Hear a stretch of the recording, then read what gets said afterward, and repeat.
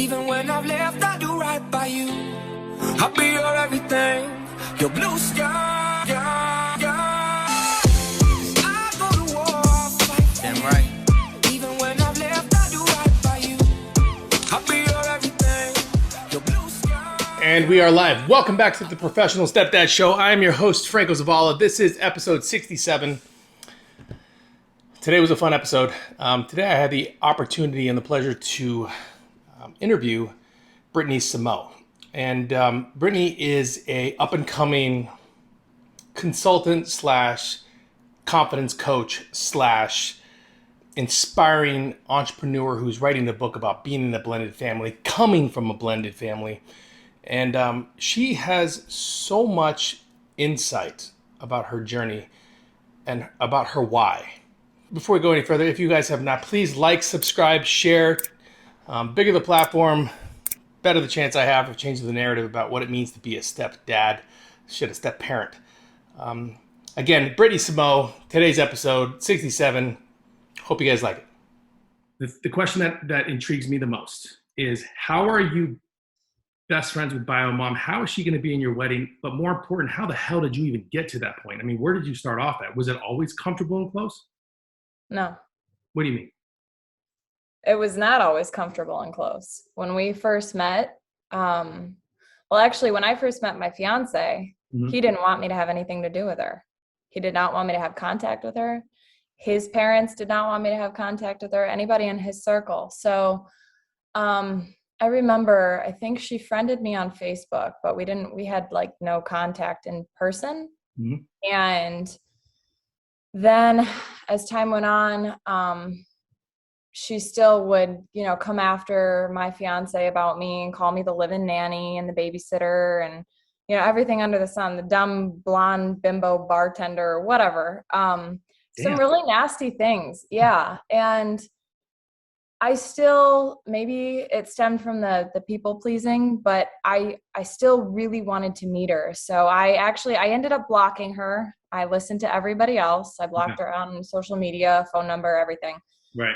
And that made things a lot worse. I think I blocked her for maybe 3 or 4 months. And one night, Rob and I were at dinner on a date, and his phone was blowing up. And of course, I knew it was her. And after several long paragraphs, I finally said, "Hey, Rob, do you mind if I respond?" And he was hesitant, but he's like, "Sure, go ahead." So I responded, and it's kind of a blur because it was a while ago, but I said something like, "Hey, it's Brittany. I want to apologize for cutting you out of my life and blocking you. I should have listened to my gut. I would like to meet you and have, some sort of relationship with you if you're open to it. I do respect you. I understand where you're coming from and why you're angry.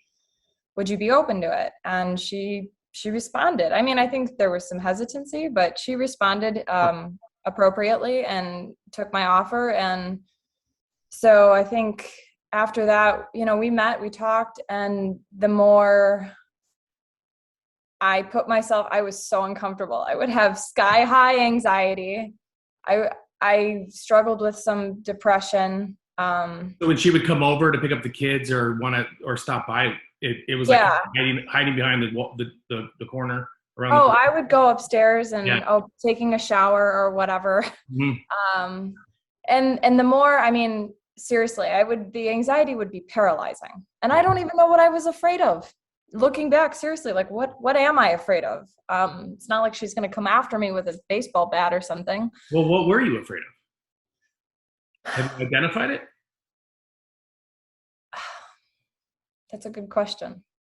I think maybe not being liked, seriously, the people pleaser and the acceptance, excuse me, that goes back to my childhood. This severe need to be heard, seen, acknowledged, accepted. And because my needs were not met when I was a child, I tried to figure out how to do that. And of course, it totally destroyed my worth. So what do you mean your needs were not met as a child? Emotionally. Okay. Emotionally, my parents were unavailable. Okay. So I I think growing up into even young adulthood, I truly believed that my self-worth was entirely based on the approval of other people. So even if it was at my expense, physically, mentally, emotionally, I would bend over backwards to make somebody even a little bit happy, just so I would feel accepted. So when she would come over, you just assumed, or you kind of had this idea that she was gonna like stare at you the wrong way, look at you the wrong way. What do you like, kind of stuff like that? So you just Like just picking up her energy that maybe like she still didn't like me, and I would worry about like, oh my God, am I doing something right? Am I doing something wrong? Am I overstepping my boundaries? Like, can I even, show any affection to her kids around her? Yeah. I was so afraid of her getting angry or slapping a label on me, not liking me because I was just this other person that was having a relationship with her ex-husband. But I think I was just so afraid of her deciding that, I couldn't be around her kids, or that she would come after him somehow, because they did not have a good relationship at that point. I don't know a lot.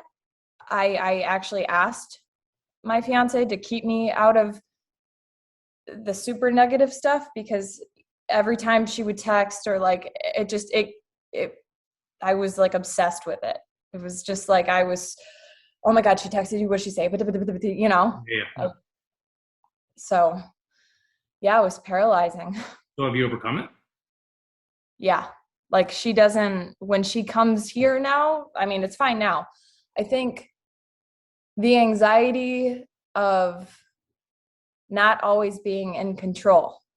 If there's something that she does that I don't like or don't agree with, or I don't agree with the way that Rob handles something, then I have anxiety. And that is something I'm working on. So I guess, have I overcome the need to control everything? No.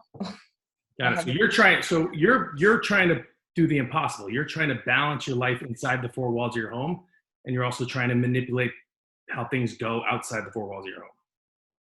Correct. And the more I let go of that control and what goes on outside of even just myself, I'm so much more peaceful. Yeah, you should be, because you can't control anything she does at all. I mean, No. you guys are close, right? She's going to be in your wedding. Mm-hmm. And you've overcome the anxieties and fears and worries and doubts that she has towards how she perceived you, not only as a woman, but as a potential wife, potential mother, and avoiding the whole scenario and avoiding the situation put you in a place of, I mean, you said it, depression, anxiety. Yeah. I'm assuming that your self-worth was probably down the tubes too, when it shouldn't be. Totally. Yeah. Okay. So now you're at a point where you're comfortable enough to not only be around her, but would you consider it like a full 100% you were rocking and rolling, or would you consider it like you're 80%, but there's still some work you need to do personally for you until you can fully let go of everything? I think I'm at like 90, Cool. 95% actually. Love it. When I say we have a friendship where like we can call each other crying, or when we're in like the worst state of mind, and it doesn't just have to be like relationship related. It could be, the kids are overwhelming me, or work, or whatever it is in life. I mean, I think we became really, really close when her dad suddenly died. I want to say this was 2 years ago now. Time has flown so fast. Wait, what does Rob think about all this? In the beginning, it was really challenging. I don't think he liked it at all. Right. He's overcome a lot of his like survival mechanisms. He shuts down and he won't talk. He will not share anything. And so for a long time, it was like I had no idea what was going on in his head. Even though I would try to have a conversation, he would act out and show that he didn't like what was happening, become kind of mean. Then that would breed our own relationship issues. Right. FYI, that's like almost all men. I mean, I'll raise my hand to that one. I mean, when I would get into arguments with my wife in the beginning, because I really never worked on me, I did what my mom did to me, which is I would shut out. I would shut off for like weeks though. Like full weeks. I wouldn't speak to anybody. Jeez. Yeah, it was horrible. It I was mean, really he does weird. that like for days, and I can't stand that. Yeah. Oh, Yeah, it's not good. People do it for weeks. My mom did it once for like 45 days to me. I was having Jesus. something stupid argument, and when I was a kid, and she stopped talking to me for like 45 days. She didn't say a word to me. It was a nod. It was a dinner. It was hi mom, nothing. Good night That's gotta mom, be nothing. painful. Yeah, it's really painful. But the thing is what I learned was that, now where I find myself and where I am in my life is I was 100% using the inherited ignorance and beliefs that I learned from my parents, and I brought that into me being a husband and a father, and it and until I identified it and worked on it, got me nowhere. Yeah. I mean, it was actually causing us major problems. I mean, we had to go see. I think it's important, and I think you agree with this. I think it's important that couples, whether you're married or not, or even if you are married, to have counseling. I think it's important to have a middleman. I think it's important to have somebody that you can run ideas off of, or help you get to a point of feeling comfortable speaking, so you don't feel like it's going to lead to some sort of an argument. Right. No, I agree. Now we're doing that weekly, and it's helped significantly. Yeah. And what do the kids think about like your relationship with mom? What is Biomom's name? I keep saying Biomom. What's her name? Casey. Casey. What do the kids think about your relationship with Casey? I think it's just normal to them. I think they're young enough where they haven't experienced enough of like their friends. I think most of their friends' parents are married still. And I don't think they understand that like most blended families don't, they have these issues. Like I come from divorce. I came from a really shitty upbringing with divorce, and I was the middleman. And if anything, I don't want these kids to know all of the things that don't pertain to them at all. So I think for them, they love that I'm friends with mom. Like they don't know anything else. Right.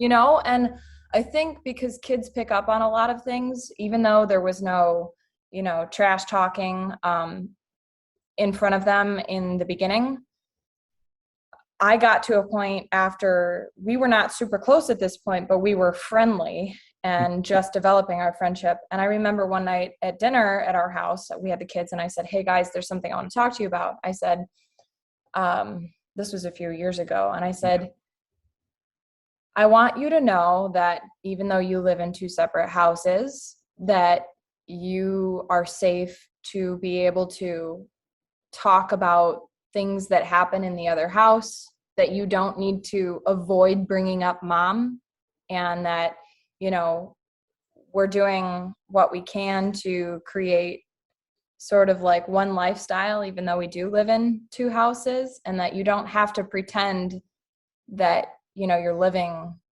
two separate lives or in two different universes. And even though they were really young at this point, I think like the older one, something clicked in his head, because previous to that, he was so like self-deprecating and just depressed. And I'm like, dude, you're way too young to like, I mean, nobody should be depressed because that sucks. But I'm like, something's going on here with this child. And of course, like Casey notices things that Rob denies, but nobody does anything about it. And I'm like, Rob, there's something going on with this kid. He's acting out something. So after that conversation, everything changed.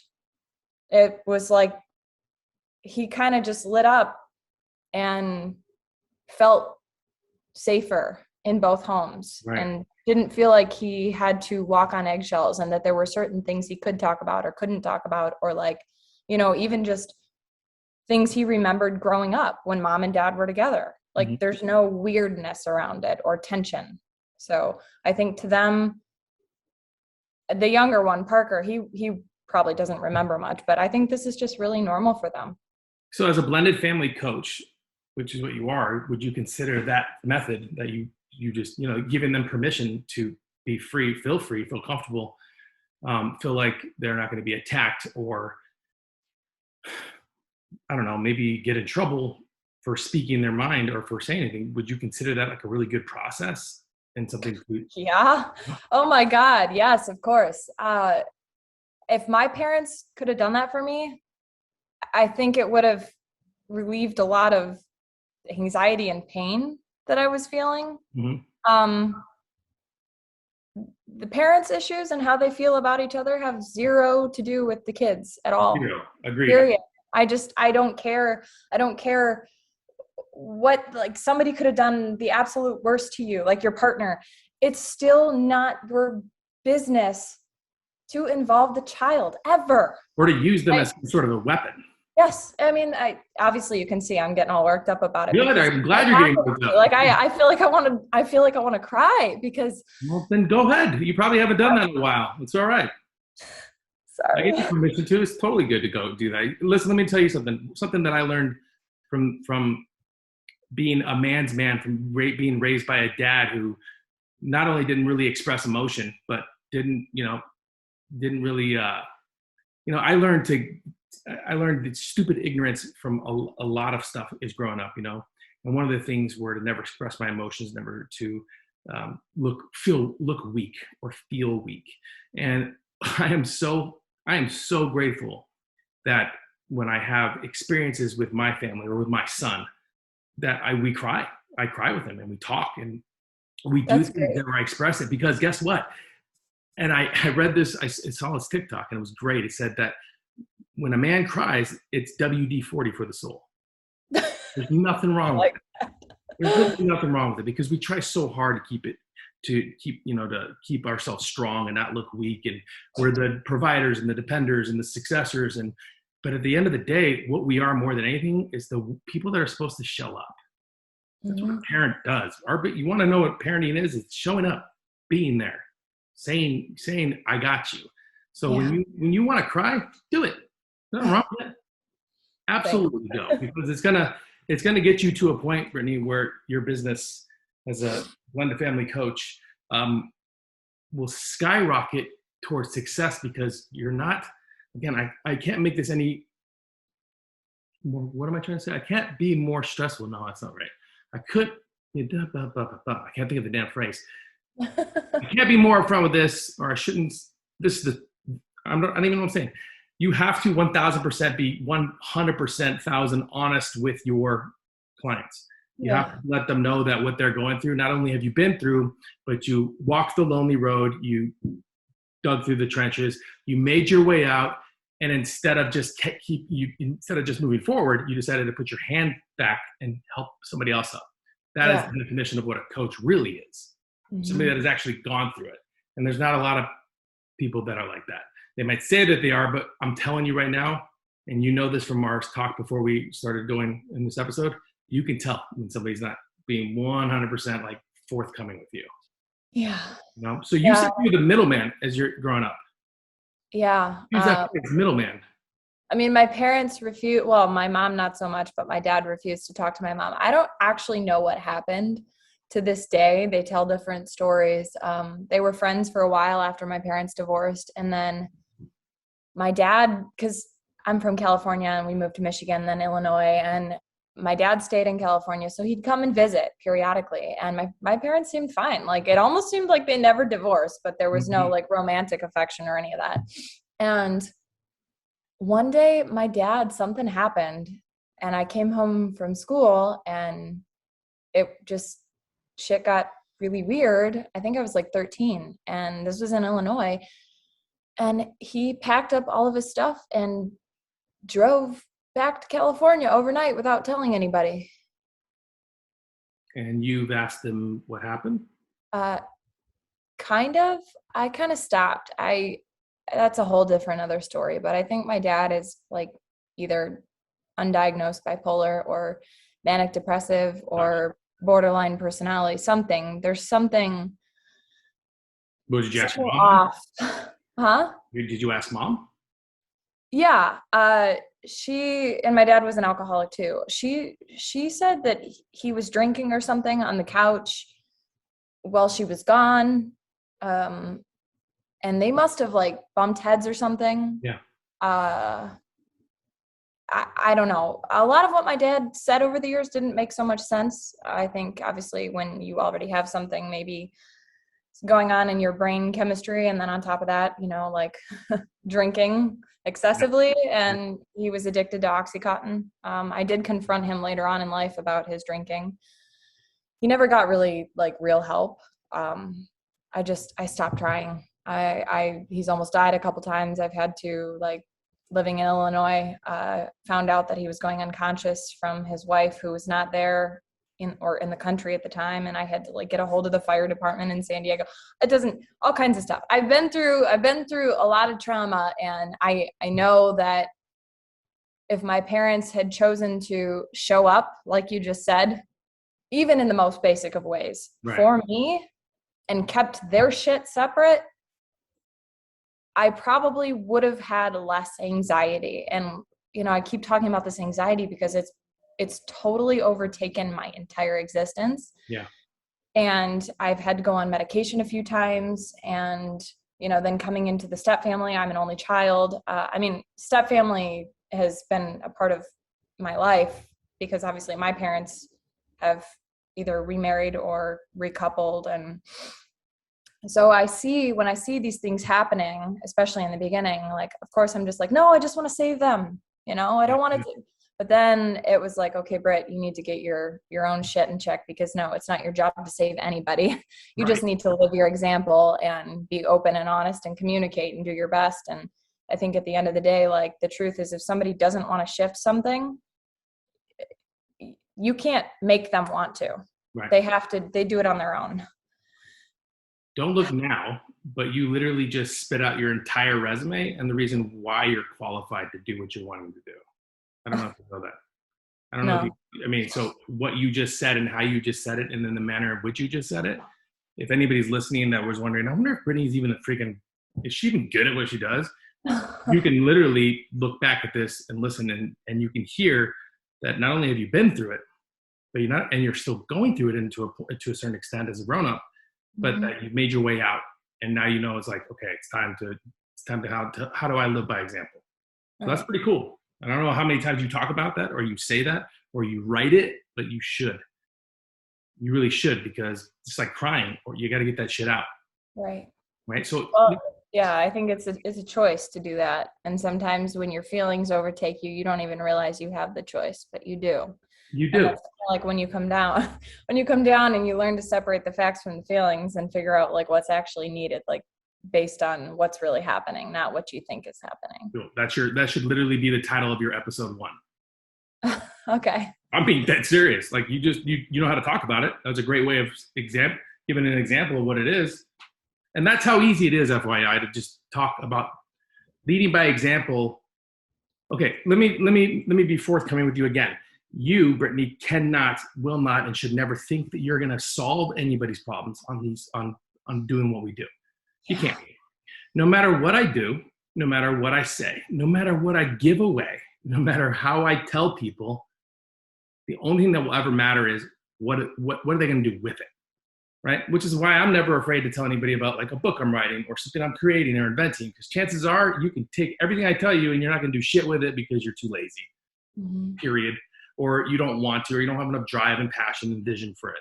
So when you're doing these episodes and you're getting ready to start talking to, you're a blended family coach. Your cornerstone market is going to be moms, dads, both. Like, really focus in on that. But more important, tell your story and tie it into that, because it's important that you say what you just said to everybody, but broken down into bite-sized pieces. Because there are thousands and thousands of little learning bites of information in there that people can use, especially when it comes to being a people pleaser, right? People pleasing sucks. And the reason people are people pleasers is simply because of confidence. Yeah. I'm telling you, confident people don't try to please anybody. No. They don't. And it's not because we're cocky or we're we're assholes. It's just because I made up my mind a long time ago that I can't help you unless you want to be helped. Right. But I also can't help you unless you listen to what I say and you apply it. Oh, by the way, I also can't help you unless you listen to what I got to say, apply it, and then be patient with the process of it. See you in 2 years, then we'll talk again. Like, No, they don't want that. They want the quick fix, easy pill that is going to save their blended family or save their marriage or save everything. And that's not the way it works. Right. Period. So You're right. Here's the crazy thing. Everything I just told you is so basic. It's so stupidly basic that it's complicated to most people. Yeah. You know, like, so when you're saying you're the middle person and you're like that, you were like that when you were growing up, and you kind of found yourself in between, like, holy shit, mom's over here, dad's over there. I'm left, 13 years old. They leave. My dad's got a little bit of a drinking problem. I'm assuming your mother was she strong or a victim? I'm going to go more towards the victim side because she was probably also a people pleaser. How many times was she married after your dad? Actually, none. Okay. But she had boyfriends who I hated. Right. I don't think my perspective actually changed until her last boyfriend. He introduced her to an incredible, he calls himself an educator, but he's got a PhD. He's like a therapist. And man, this man, the way he thinks is just, it's brilliant. It really, really is totally about separating facts and feelings. And like you just said, some of the most simple shit that we overcomplicate, and, you know, we're all in our self-absorbed bubbles. Yeah. And that's when, so she started talking to him, and things really shifted with our relationship. I don't think without him, I don't think we would have a relationship. So yeah, it was tough. It was a tough upbringing. And so, you know, I learned how to be a victim. I was a victim. And in some ways I'm still a victim, and I catch myself and I'm like, you got to get out of that shit. Yeah. What do you want to create for yourself? And that's not it. Well, being a victim is not, so when you say you're still a victim, so you slip into victim mode. Yeah, you're victim tendencies and victim modes, but you're actually not a victim anymore because you've developed the mental capacity to think yourself out of it. Yeah. So that doesn't make you a victim anymore. Right. No, that's a good way to put it. Victim modes. You know, sometimes when you're like, oh, overwhelmed or angry or sad. And yeah, but even then, most people go 2, 3, 4, my mom, 45 days out. Most people will do that. You yourself, maybe 1, 2 days overwhelmed, but then you kind of snap the fuck out of it. Yeah. It's only because you've developed the mental faculties within your mind to think yourself out of something and put yourself down towards another direction, which is what qualifies you to do what the fuck you want to do anyway. Yes. Thank you. That's your fucking hashtag, write that shit down. So, but you know what I mean? Like that's what qualifies you. So when you think about this for a second, you were the middleman and you hated all the men that came into your life because you lived with your mom. You obviously didn't move back to California and live with your dad, right? Mm-mm. Okay. You lived with your mom. You hated all the men until the last man. And that last man, lit maybe the smallest of fires within you that helped you like, oh shit, I can think for myself. And then which propelled you forward to where you are now. Yeah. So go ahead. I mean, I've been in and out of therapy since I was 3. Who hasn't? Come on. Who has? My parents thought I was the problem, and my mom will say that now. She's like, I realized like I needed to take responsibility, and I wish I did, and I'm sorry. And of course, I'm not angry anymore. Things come up where thankfully my mom and I are able to cry and have conversations that are really painful sometimes. Haven't done that with my dad.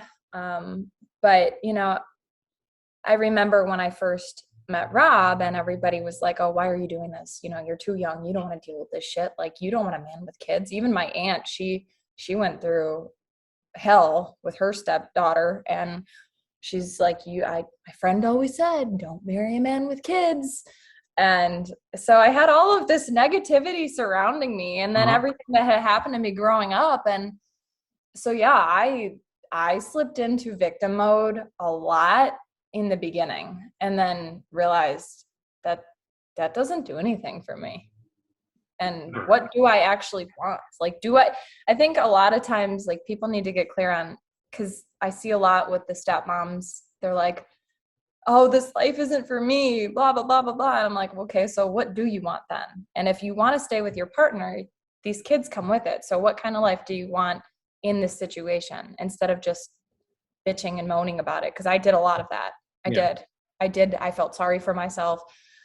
I handled things poorly, really poorly at times. you ever find yourself within the first, let's call it, we'll deal with this between a 3 to 8 month period. Do you ever find yourself with one foot out the door? In the beginning, you mean? Oh yeah. Oh yeah, all Specifically in the the time. beginning. Yeah. All the time. I don't do it anymore, but even if the kids pissed me off, it could be anything. I'm just like, fuck this, I'm leaving. And I'm out of here. Yeah, it took a toll on my relationship because I'm like, fuck you. You have the kids. You can't leave. And I'm like, but I can, because guess what? I'm not a mom, and they're not my kids, and I'm not married to you. So bye-bye. Right. You know that I'm not kidding you. We're going to call it above 70% of stepmoms and dads hang on to that thinking forever. Yeah, and it's sad. Even sometimes I catch myself and I'm like, I wonder if I disappeared today, would anybody really miss me? Like, I would totally be missed, and I know that. You know what I mean? Like, that's how these people think, though. Yeah, no, I know, but strange. Yeah, well, that's victim mode. Our victim mentality. Well, it's the fight or flight thing. I mean, they're unwilling to put in the time that it takes to do this. Well, I think everyone too. We want everybody to change around us, even whether it's the stepkids or the bio mom or your partner. We think that if everybody else changes their behavior or the way they respond to things, and that's where it came back to the whole control, whether it's in my house or out of my house. I realized, even if other people are not interested in changing, like really truly living your example, you'll actually see sometimes people shift because, they decided, well, I'm not going to do anything if I don't see you do anything. Mm-hmm. So if you do something, then maybe they'll follow along. Yeah. Lead by example. Yeah. So when you were as a new stepmom, because you're not, okay, so your stepmom, you're in the house, you're rock and rolling, you're locked in, you are the leader of your decisions, and you handle the things you want to handle. Do you ever find yourself still in the position of like, everything I do for these kids and never thank you? I don't even feel like they appreciate it. Do you ever feel like that? Not actually really anymore, okay. But maybe that's because I'm vocal, and that was a long time, and I would bitch about it to Rob. And then I started like, we had many conversations, because yes, the ungrateful, underappreciated shit, it's still, even I have moments of that, I guess, mm-hmm. But not strong enough to feel an overpowering sense of like not being worthy or fuck this or whatever it is, because I decided, I made this commitment to myself. And I'm really conscious about it. If I'm going to do something, I have to be clear about my motivation. Right. And if the motivation has anything to do with seeking approval or expecting some sort of gratitude or something at all in receiving for what I'm doing, that ain't going to work. That shit has to be nixed. And so I get clear on my motivation. Why am I doing it? Is it because I truly want to be doing this? Sometimes it's just for the sake of doing it. Sometimes it's because it benefits me. Other times it's because, well, I want to do it for them, or because I love them, or I see how as a collective whole, it benefits all of us. Yeah. But, that's getting out of that people pleasing bullshit. Yeah, which comes with confidence. Everything. And what'd you say? It comes with confidence, I'm telling you. Yeah. That was, I did a lot of that, the bending over backwards. I remember, like, if Casey needed help in the beginning, or she'd ask me, it's like, you give an inch, she'd take a mile. And I realized I'm teaching, and it wasn't just with her, it was with everybody. It was with the kids. It was with Rob. It was with everybody in my life. Yeah. Where I would do something and I would expect people to give it back. And not only are they not mind readers, but that's kind of slimy. If you're doing something just to expect somebody to give it back, like, no, be genuine about whatever it is that you're doing. Right. And also, if you want to build your confidence and like where you put your energy, don't feel sorry for yourself. You made the choice to do whatever it is you want to do. Right. So when it comes to that confidence that you're talking about and like not expecting anything back from what you're doing, that is going to also, and I can't stress this anymore. Your ability to think yourself out of certain situations or through conversations just by listening to you tells me that I don't even think you realize it sometimes. I'm being dead serious because you have like this cool confidence about you that insecurity sits right behind it. It's like a very close second. And it's only a close second because you are keeping it there. I don't know if it makes you feel comfortable. I don't know if it makes you feel safe. I don't know if it makes you feel warm and fuzzy because it's cold where you are. I don't fucking know. But I do know that you need to run the fuck away from it. Like fucking run. I mean, and when I say run, I mean run. Listen, Brittany, you're doing something that 97%, if not more, of women would walk the fuck away, if not run from. Yeah. You're doing something where most of your family members tried to smuggle you out of there any way that they could because they knew, based off of their life and their scenarios in life, they were like, this is a horrible idea. Don't do this. My mother-in-law, and I think I told you this, but my mother-in-law, me and the family, I've got 4 girls. 3 of them are they're all 4 teenagers now. Holy shit. And one, but I just forgot my daughter turned 13. I'm this stranger, mind you, to the girls. My mother-in-law I've known since I was 6. I've known her my whole life. But wow. I also know her victim mentality. Alcoholic with my parents. My parents were full-blown alcoholics. My sister, crazy drug addict that literally till this day makes people feel bad for no reason at all and then holds grudges for years. Like I learned all this bullshit, but more important, I come into this family with these 4 girls, these 4 young girls, and everybody that had these outside stories of molestation and stepdads that did this and blah, blah, blah, that. I mean, labels were just tattooed on me everywhere I went. And for a while, I allowed those labels to consume me. I almost thought that it defined me. And then one morning, I just realized, what the fuck? Who the hell am I listening to? I need to be listening to my wife. More important, I need to be listening to myself. Mm-hmm. Like I'm doing something, I'm a fucking superhero. None of these people could do what I do. I'm right there. That puts me above them in my commitment level to life, let alone scenarios. And you need to remember that about yourself when you're trying to struggle for that confidence. And you're going to be teaching and guiding people. You're going to probably, I'm assuming you want to be a speaker on stage and talk to people about what you do. It's important that you, when you walk on stage and you deliver these talks, that you don't hide your insecurities underneath your confidence. You just can't. You cannot hide your insecurities underneath your confidence. And guess what? I guarantee you, and you let your husband, soon-to-be husband, know, Rob, that I said this. Matter of fact, you could play this for Rob later on down the road. Rob, you'll thank me later when she runs away from these insecurities because a new fucking Brittany's gonna walk in.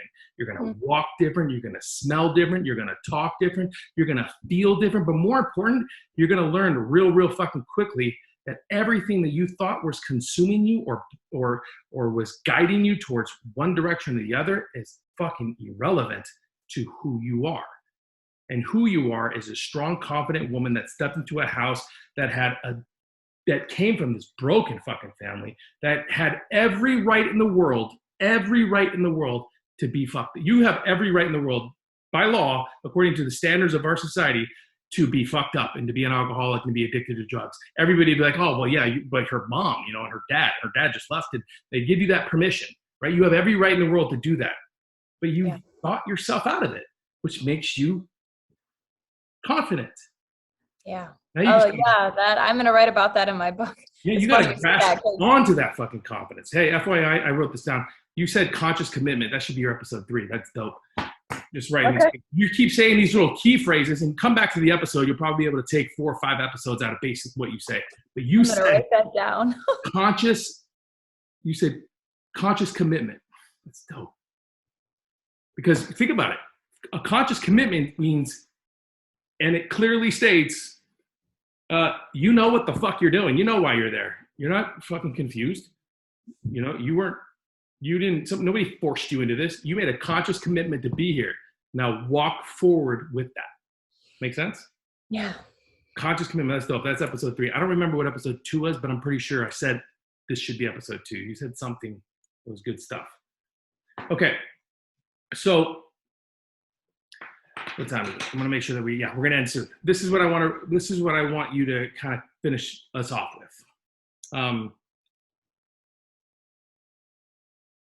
I think you know that your family is going to thrive. I think that you know that you can't control anything Biomom does. You just can't. You can't control anything your husband does. You just can't. Okay, you need to start focusing and locking in on you. Okay, because once you walk tall, smell tall, different looks, all that stuff, everything just naturally changes around you. It's funny how that works. But I do want to know how you planned. I mean, you're getting ready to get married. Yeah. And your communication with your husband, and Rob is just like I said, was just like me, which is like fucking, I don't want to fight. I also don't want to deal with this shit. So here's my wall. I'll be back later. And I check the fuck out. Right. And more important, then I get annoyed if somebody wants to talk. It's fucking later. Right. Yeah. So I want you to tell me how you're going to overcome this thing that you're dealing with when it comes to like you personally, with the whole victim mentality and the whole like people pleaser, and then Rob's scenario. Because here's the thing, I preach all the time that only three steps that a step parent needs is, number one, you work on you first, hands down. Don't worry about the fucking kids. Don't worry about the in-laws. Don't worry about anybody else. You work on you, lock you in. Number two, you work with each other. You guys have to build this team that is an equal division within your home, a 50-50 split on punishments, on talking, on execution, on communication, on consistency. All that has to be there. And I really highly recommend that you and Rob disappear for a fucking day. Go check yourself into a hotel room, and instead of watching TV and doing anything else, you guys get one outfit for dinner, and you take the entire day and you goal set for yourself, and then you goal set for each other. Like spiritually, mentally, physically, emotionally. Everything. It's important that you do this. And I need you to do this because if you're wanting to step into my world, FYI, just so you know, my world is the professional fucking world of being a step parent. I consider myself up here for a reason. And it's because I put in the fucking 10 years plus to get to this point, and now I'm talking about it. And I know that you want to jump into my space. And this space is to change the narrative. That's what we're doing. We're changing the narrative around what it means to be a fucking powerful step parent. Step is not a bad word. Step is a power and all this other stuff, right? So what do you plan to do? How are you going to do it? That was loaded. I know, but it's important because and I never would have asked you that if I didn't think you could think your way through this. Well, I am definitely going to continue committing to living my example. So yesterday, this might be a little bit of a tangent, but it makes sense. So we had a couples therapy session yesterday, and our therapist explained the attachment theory, and he's avoidant and I'm anxious attachment, however it was said. And so basically, like you said, here's my wall. Leave me the fuck alone for however much time. And me, I'm like, no, come closer, even if I'm really pissed off.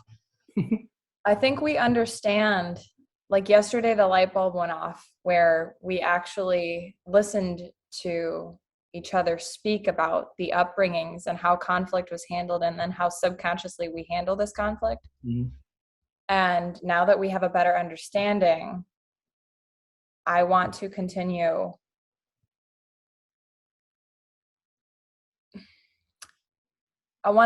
having those uncomfortable conversations. He put it a good way. Basically, he said, Brittany, you're the bus driver, and you decide who gets on the bus, who gets off the bus, when that happens. And like, God forbid somebody gets off the bus without your permission. And I want to be mindful. I know it sounds so stupid, but like, I want to really be mindful. And like, I want to allow somebody else to drive the bus. Sometimes I'd like to be a passenger and really commit to not being a control freak. I really do. It's challenging because it's everything that I control is what makes me feel safe. But I want to figure out how to feel safe how to continue building my own confidence, getting more clear about what my needs are, expressing what those are to Rob, and allowing him to do the same, to continue building that partnership, because conflict is going to happen regardless. And like you said, you work on yourself and then build a stronger partnership. We don't really seem to have issues with how we parent the kids most of the time. But I think allowing him to do what he thinks is best at times and not getting bent out of shape about it, in terms of when he is dealing with Casey, or however they're parenting together. And even if I completely disagree, who do I want to be every day? Who do I want to wake up and be every day?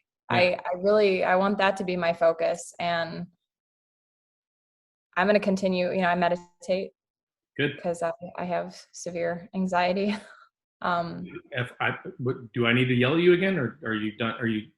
No. Well, no. Shut up. If you continuously remind yourself of what you have, you're going to have it. Stop it. I know. That's like you using phrases when you're talking, which is, this might sound stupid, but who says it's going to sound stupid? Well, the driving of the bus. That's kind of fun. It's a metaphor. I do want to tell you one about a whale. Will that make you feel better? No. Stop saying shit like that. Like, stop saying you're anxious and anxiety. You're not anxious and you don't have anxiety. I'm telling you. I know you think that you do because it's comfortable for you to say it. It's comfortable for you to believe it.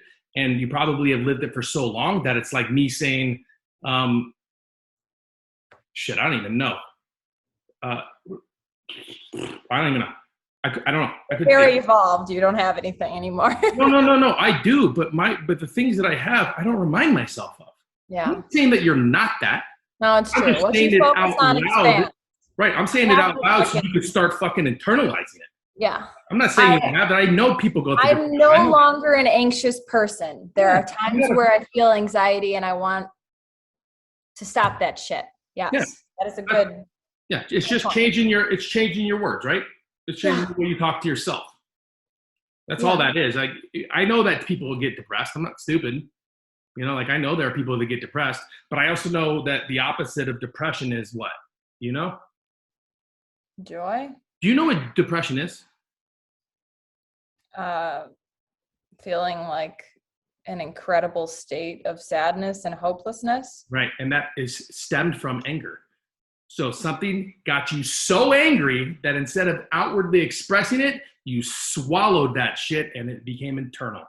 That is depression. You are angry at something, whether it's yourself, whether it's your partner, whether it's life, whether it's your job, you name it. You're so angry that instead of outwardly expressing it, which FYI fixes shit if you just talk about it, instead of outwardly expressing it, you suck it down, you internalize it, you let it consume you, it becomes cancer, and that's depression. So if you ever want to know why somebody's depressed, ask them what the fuck they're angry about. Mm-hmm. First, that's number one. It's crazy, but it's true. It's 100% true. Does that mean everybody can think their way out of depression? No, I'm not saying that. I'm not saying, if I can identify anger, I'm out of depression. No. But if you want to know if somebody's depressed, just figure out what they're angry about. Like, what are you so mad? What got them so upset that they couldn't talk about it out loud? So they decided to let it consume them like cancer. That's depression. And because people aren't properly taught to think their way out of scenarios, depression turns into suicidal thoughts, which turns into stupidity. Yeah. That's all it is. It's when everything can be broken down into a simple form, you can really extract anything that you want out of it, as long as you're smart enough to look at it for what it is. Your anxiety is not stemmed from anything other than this consistency that you have with yourself to remind yourself that you're anxious. It's almost like a permission slip that you're giving yourself. Yeah, I know. Yeah, I'm attached to that story. Yeah, like that's the thing. And again, you're smart enough to think your way out of this. And I'll keep reliving that until I choose something else. But remember, you're going to be dealing with stepmoms and stepdads, and people are going to reach out to you and ask you questions and favors, and you don't ever want to find yourself in a position where you're like, hey, you need to do X, Y, and Z, but then you haven't even done A, B, and C. Yeah. Just be consciously committed. Number 3, be consciously committed to the way you're saying your words. What do you call that? Your self words. The adjectives that describe you. Have you ever done that exercise? You write down, just get a piece of paper, write down all the adjective words that describe you. Pick your top 3. That's what describes you. Okay. It's really smart. I do that when I teach kids. I teach these dance companies, like dance classes and stuff. I go to these dance studios because young teenage girls and like 11 to 16, maybe 18, they all struggle with the way they look and how they come off to people and all that other stuff. And it's because they've never fully learned to figure out who they are as people. What describes you? Like, what makes you fucking walk, talk, smell good, all that stuff. Like, there's words that describe that. And when you can find those words and you live by those words and you start to internalize them, you're gonna replace I'm anxious with I'm fucking a badass. I feel anxiety to I feel fucking confident. Like, you're gonna and these things just switch. Will the anxiousness come up? Will the anxiety come up? Yes, it will definitely come up. But it's up to you to knock that shit back down. Yeah, totally. And FYI, you have permission to take your time doing it. It doesn't just happen overnight. Patience. Thank you. When you said I was a loaded question when I asked you about you and Rob and what you're committing to do, I want you to do yourself a favor, and I want you to go back and listen to your answer. Okay? Because there was purpose with my question. If you go back and listen to your answer, you're gonna see that you're actually talking to yourself. I just listened. You were actually saying whatever you want to do to you. You just have never said it out loud. And if you want to hear yourself say it and who you want, I want to be a different person, all this stuff, go back and listen to the end of this episode to you. Okay. Because that's some honest, confident shit. Okay. All right. So do me a favor before we end. Tell everybody where to find you. I mean, it's going to be your stuff's going to be in the link in the bio, all that other fun jazz, right? I'm going to do some marketing behind this as far as putting your stuff up, but I want to make sure everybody finds you correctly. Okay. So what's the best way everybody can find you? BrittanySimo.com, or on Instagram, my handle is Blended with Brit. You can find me on Facebook under Brittany Simo. And then my email is coachbrittanySimo@gmail.com. Okay. And when is the podcast coming out? I just launched the podcast. There you go. It's through Anchor. It's called Stuck in a Blender. But I mean, now it's on. Yeah, I still love that damn name. I love that name. Thank you. That's so good. Yeah. That's so good. You know how much cool marketing material you can get out of that name? That's so good. Thank you. I got a way to go. So, Brittany, it was a pleasure talking to you. Thank you so much. Yeah, thank you. I really appreciate you. Awesome. Yeah, and I really appreciate being here. Thank you for asking me those questions. I knew you could do this. This is exactly what I needed. Damn right. Even when I've left, I do right by you. I'll be your everything. Quiet on the set, please. Thank you, everybody.